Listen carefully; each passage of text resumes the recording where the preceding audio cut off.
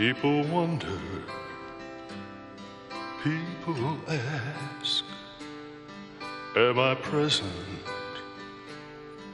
Am I past? I never left, I haven't gone. Check the spelling on the stone. Was my... Hi, everybody. Time for part 2 of yesterday's video. Did Elvis die? The inconsistencies of records. So we left off talking about the inconsistencies of the day he died. The inconsistencies of the reports on the medical records. And so on and so forth, and the inconsistencies of the stories that people were telling. So we were reading, Is Elvis Alive? We were reading this, and we also read some about the truth of Elvis Aaron Presley in his own words.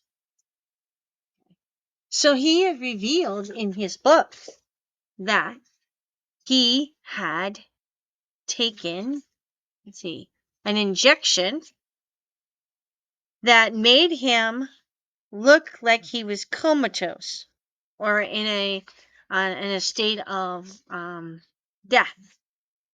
Okay. And that was revealed in the Elvis Found Alive documentary. We will go over a story about that another day. But we're going to pick up kind of where we left off yesterday, and I was reading this. So there were a lot of questions involved. So we were talking about the autopsy results and why they were sealed by the family. And so the question they had was, this discrepancies of time. All right. So I'm going to pick up where the medical examiner's report also states that resuscitation was attempted on a dead body with rigor mortis had set in. Family consent signed for autopsy to be performed at Baptist Memorial Hospital. As James Bacon pointed out, when the body is found unattended, an autopsy is automatic. This is true in the state of Tennessee. However, the ABC tried to obtain a copy of the autopsy report. A Memphis court ruled that since the autopsy was requested by the family and not the county, it was protected by the privacy rule for 50 years.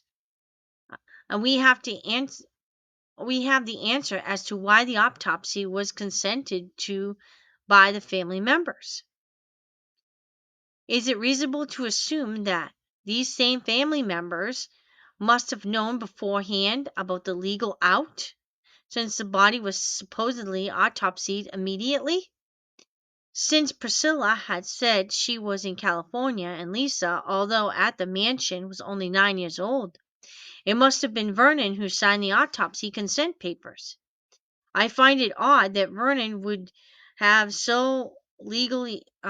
so legally informed within hours of losing the only son, and odder still that Vernon was not even at the hospital when the pronouncement and the autopsy were done. And that was true. I think there's a photo floating around somewhere. If I can find it, I will put it on here of the people that were at the hospital that day. I think one was Joe Esposito was pictured. Another one, I believe, was one of the Mafia members. I can't remember which one. Larry Geller. I'm not sure who the third one was. It looked like, in the picture, it looked like Jerry Schilling, but it could be somebody else. I'm not quite sure. Or maybe Al Strada. Or Charlie Hodge, or those people were at the hospital when the body was pronounced dead. So Vernon was nowhere to be found.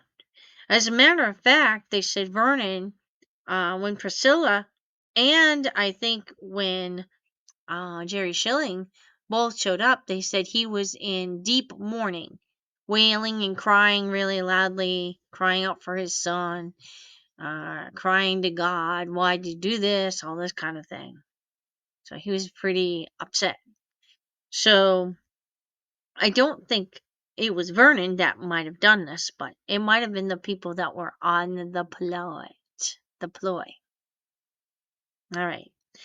So we all know that this is questioning the validity of the whole situation.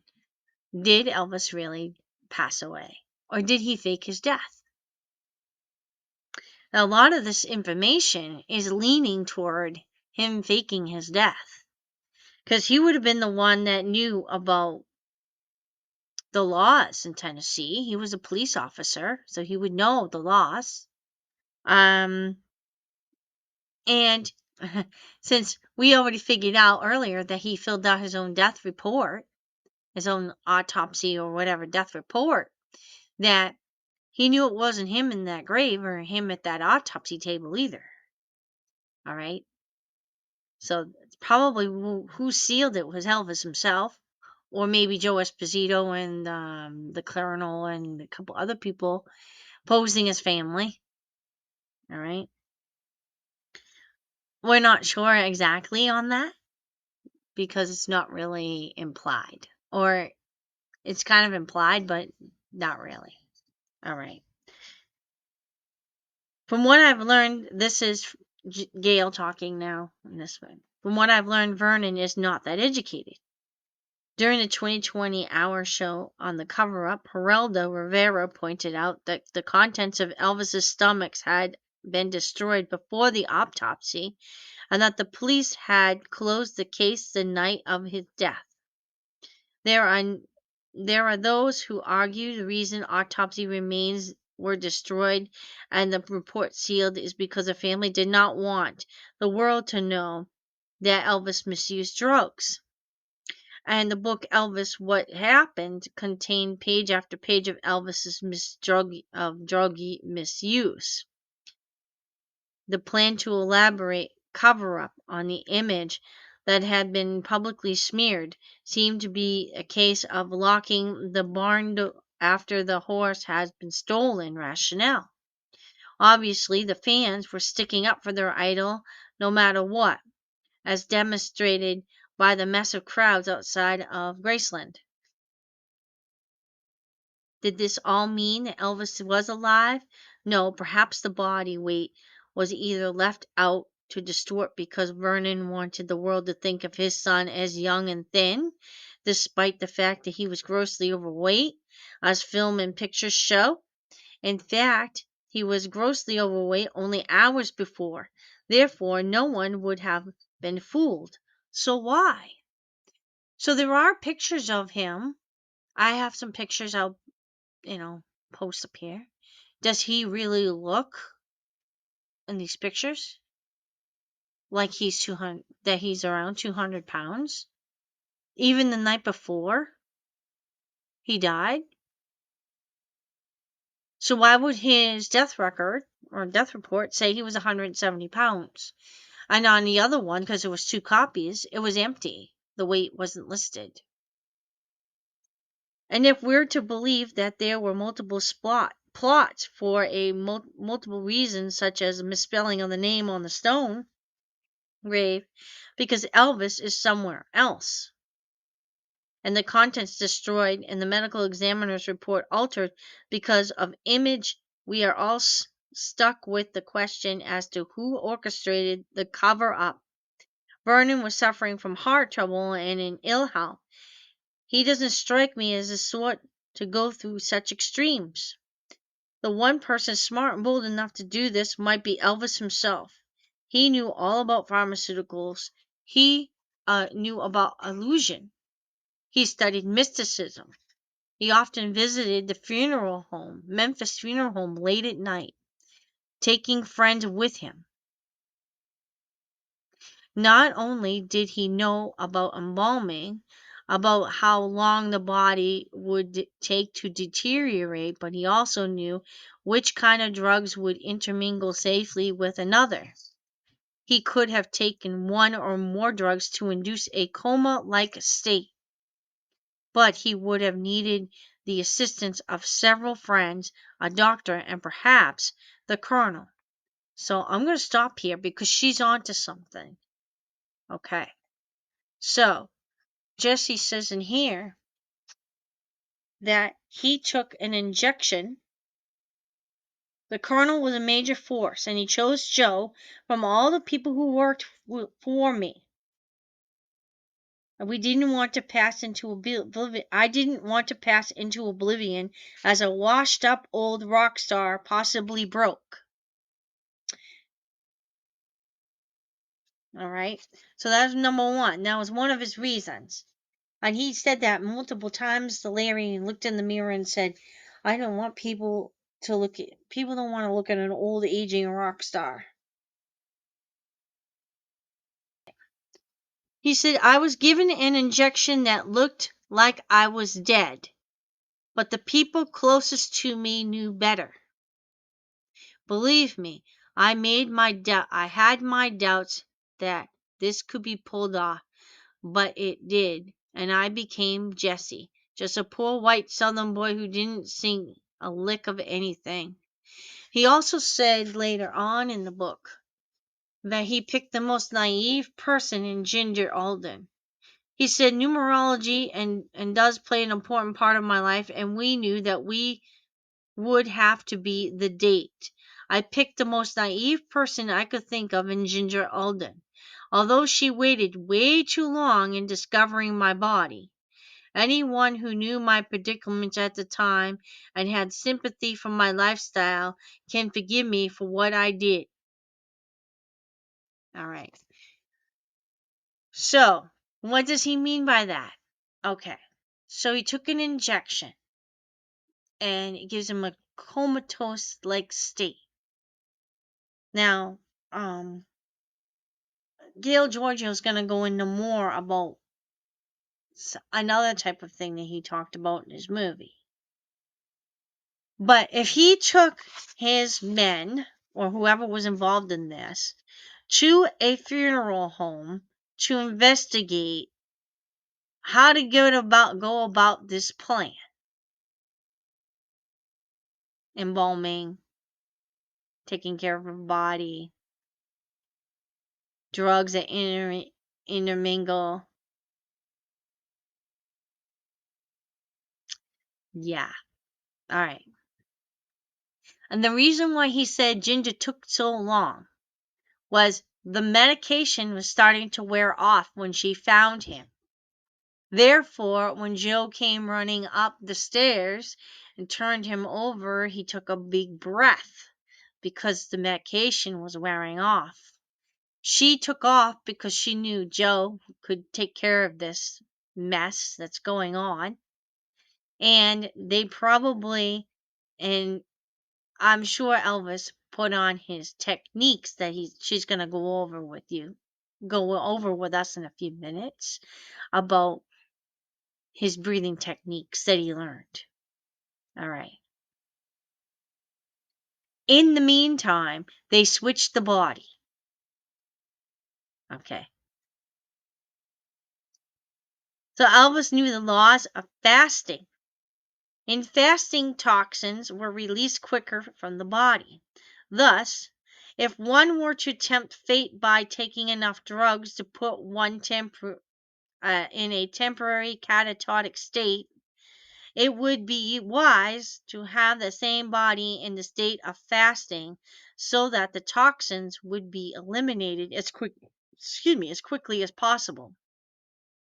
Jerry Hopkins writes in Elvis The Final Years. On August 14th, he started a fast, something he did often to lose weight quickly before going on tour. Oddly, he didn't take any ionamin, an appetite suppressant that he favored for so long. So he used to take this medication, ionamin, to suppress his appetite so he would lose weight, because he had this tendency to eat a lot of fatty foods and gain weight while he was gone. And they wanted him to be at that same weight, 170 pounds, when he performed or when he went in movies and things like that. He had that image to protect, or whatever you want to call it. Image to continue, right? Or perhaps he believed the racquetball and fasting were enough. Besides, what difference did it really make? At 250 pounds, he was grossly overweight, and in 2 days, how much could he lose? 5 pounds? Be truthful. How good could you look in the bathroom mirror at 245? He still had 60 pounds, and he didn't want to see. This fasting of August 14th appears in other books. Now, August 14th is also his mother's date of death, okay? And Elvis was preparing on this plan. And fasting also makes you closer to God. So sometimes when you fast, it makes you closer to God, but also strengthens your body for whatever you need to do. All right, so he probably is fasting because he knew he was going to do this plan, and he was praying that it would go okay, but he was fasting. And also, like she said, fasting toxins were released quicker in the body. All right, so those things too. All right. So why universally is questioned why he would be fasting on August 14th. There was no way Elvis would have lost weight for the tour and that would begin on August 16th, and why not the usual ionomin. Could it be ionomin would have an adverse reaction if mixed with something else that could give the appearance of death? It could be. Could have been dangerous for him, right, to take. And Elvis knew the drugs. He knew reactions to drugs because he had medications. He had books on that. Elvis consulted the big, thick Merck manual regularly, checking recommended dosages and side effects, Jerry Hopkins states. Sonny West said in What Happened Elvis, what happened. He knows the pills to mix with another pill. He knows the dosages and the exact results. Sometimes he has miscalculated and had bad effects, but most of the time he knows what he is doing. He has got medical directories on pills, and he knows the color codes. Show him a pill and tell him its color in the capsule, and he could identify it in a second. He had a brain like a sponge. That guy could read, learn all kinds of things, and numbers were his things, the science and all that kind of thing. He just was very bright. Elvis was a very bright man.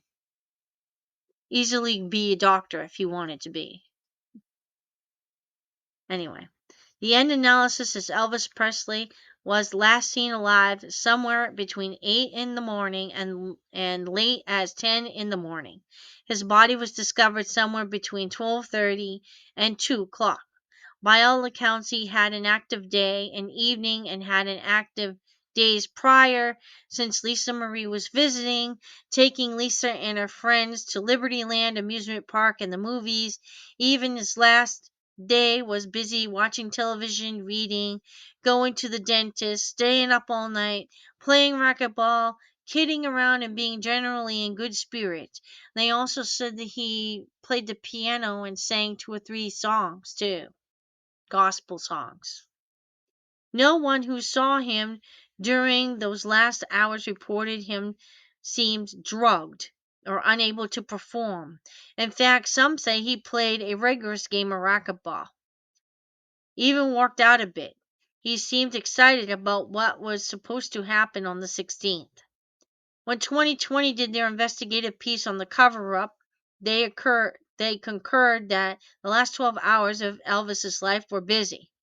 None of the doctors at Baptist Memorial Hospital would talk to 2020 about the autopsy results, and ABC sued Shelby County Medical Examiner Dr. Jerry C. Francisco in Shelby County. It was revealed that no gross evidence of heart attack or an irregularity in heartbeat was apparent enough to cause death. And that's a falsifying documents. He's falsifying documents. He's telling people that Elvis died of a heart problem when he didn't have a heart problem. It's also discovered that in 1966 and shortly before August 16, 1977, Elvis underwent annual physicals required by Lloyd's of London, the insurance firm. And according to sources, he passed both with flying colors. There was no sign of heart disease. Despite the medical statements, cause of death is listed in the medical examiner's report as heart problems. The analysis of stomach contents is vital in pinpointing the cause of death, yet in case of Elvis Presley, the stomach contents were destroyed without even being analyzed. Crucial evidence was deliberately destroyed. Why? Reports vary from different prescription drugs for Elvis. Some say 11, others 14. These drugs were kept in a resident nurse trailer. She reported that she only sent up Valium. Geraldo Rivera in 2020 ended the long-hour show with a statement that it was the worst medical investigation ever made in the century, and that no medical effort was made to determine the cause of death of Elvis Presley. And these are the items that 2020 pointed out. No police investigation was ever made, and at 9 in the evening of the death, before it was medically and scientifically possible to determine why and how Elvis Presley died, the Memphis police considered this case closed. According to another report, it was 8:10 when the body was removed from Baptist Memorial and taken to the Memphis funeral home, which was owned by a friend of the family. Elvis was a patron of the Memphis Police Department. He wore its badges and police uniforms and wanted to be a police officer. He often went out on drug busts in disguise. He had also mentioned in his book that he participated in drug busts after 1977.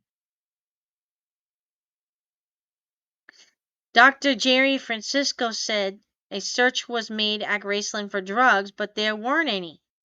However, the man who worked for Francisco stated no search was made in the resident nurse's trailer where all the drugs were kept. And there was very little evidence to prove Elvis Presley died. All documentation is missing or destroyed. His stomach contents were destroyed without ever being analyzed. There was never ever a coroner's inquest. The Shelby County District Attorney was never officially notified to determine if there were any violations of criminal law. No attempts were ever made, even after the toxicology reports, to find out where Elvis had been getting all the drugs listed. And there was a vast number of drugs, and a lot of them were to treat cancer because the body double died of a terminal illness. And all the photographs taken at the death scene, all the notes of the medical examiner's investigation, all the toxicology reports allegedly prepared by the medical examiner were missing from the office files. And the officials of the county government believe there had been a cover-up. And these same officials have stated that the truth be brought out, that the public should not be deceived any longer. Now, this was back in 1988. So we're getting a lot here. Both Dr. Nicopolis and Dr. Francisco name appear on the medical examiner's report. Elvis was very close to his personal physician known as Dr. Nick. Elvis loved the man, and Dr. Nick loved Elvis. Would Dr. Nick have agreed to help Elvis in his escape to freedom? Ironic. Well, okay, so she was talking about her novel, so I'm going to skip that part. It is reported Dr. Nicopolis was a serious financial troubles in the 70s. A $5.5 million professional building he had invested in was only one-third occupied. In 1975, he had to borrow $200,000 from Elvis, and 2 years later, another $55,000. He was deeply indebted to Elvis Presley. In fact, much of his professional income may have depended on Elvis and Elvis's family and friends. He also loved Elvis like a son.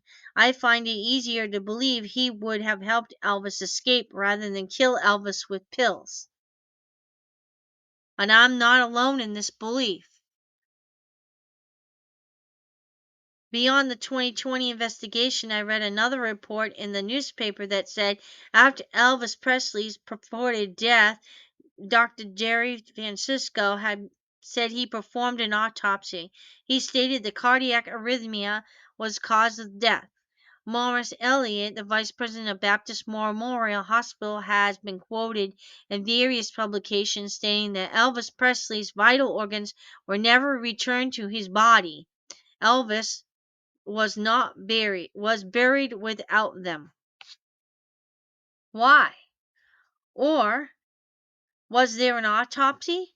And if there was, on whose body was it done? That's a good question. So we're going to stop here for a minute, and I'm going to just leave a little tiny snippet of whose body possibly could have been. Second. It was stated in Elvis and the Memphis Mafia.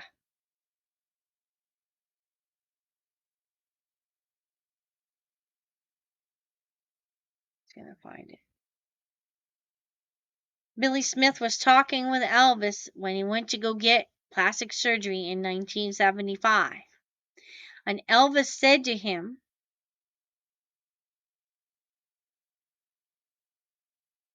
get it right. He said, "You know something? At the time I had plastic surgery, another guy was having plastic surgery too." I wasn't following him, so I said, "Who's that?" Billy Smith asked. He said, "Well, this guy was having plastic surgery to look like me." I tried to pin him down who it was, and he came up with some crazy name. I knew dang well he was making it up. And then he said, "I think I'm going to swap places with him. He can have this shit, and I'll just take the everyday normal life." So Billy Smith said, "Well, I knew better right there to give it away, but anyway, a minute later he said, 'It could be done. They could do wonders with plastic surgery now. They could make him look just like me.' And I said, 'Elvis, where would you go? There would be two Elvis Presleys. People would think you're the travelingest person ever was.' Elvis says, 'Oh, I'd go get secluded somewhere. They wouldn't know where I was.' So a few days later, Elvis had somebody call me in the wee hours of the morning." This is Billy Smith saying. So the guy told me he was terminally ill, and for the right amount, he was going to swap with Elvis. I asked where he was from. He said, "Up north." "Why would you want to do this? You got a family?" He said, "Yeah, I've got a family. I'd do it to get money for them." I didn't believe any of it, so I said, "Let me ask you this. How is Elvis going to get away from here?" He said, "Oh, he's met this woman he has." "Who is she?" He said, Maria. Oh, is that right? Who the hell is Maria? I don't know her. He said, and you ain't going to know her. I don't know any of this pertains to anybody in particular. I don't know. A few minutes more, he got bored. And he said, okay, maybe you're on the level, but I think I'll ask Elvis. So he went to Elvis's house, and Elvis carried on right down the line, and he said, man, I'm telling you now, that's what I want to do. I'm tired of living like this. Then he said, mind you, though, I'm going to take most of my money with me. And I said, in other words, you're not going to give up a lot. And he said, well, I am giving up a lot. I am giving up being Elvis Presley. And that was the end of that discussion. All right. So, in another account that says his name was Scott Holloway, in the movie it said his name was Roscoe Holloway. But the thing about the body that was switched was that, the ambulance workers even said it don't look anything like him. The people working on Elvis in the hospital said it don't look anything like him. They didn't believe that it was Elvis on that table. But they had to keep quiet because everything was considered confidential. They even didn't take a picture of the body like they were supposed to take pictures. They weren't allowed to take pictures. And so the body that was there really wasn't Elvis because they weren't allowed to do those things. I think there's an excerpt in a book from Linda Hood Sigmund that we will go over another day. But this video is long enough, and we're going to stop it right here, and we'll do part 3 the next time. And we're going to go over some things in part 3 that are more inconsistencies and more questions. So, what do you think? Do you think Elvis really faked his death? Well, we'll have to wait till the next episode. So for now, you folks have a great night. If you have a chance and you like this content on this channel, subscribe. Hit the alerts button for more content like this. And favorite this video, set a little across the YouTube algorithm, and share with anyone you want. And till next time, God bless you all. Goodbye.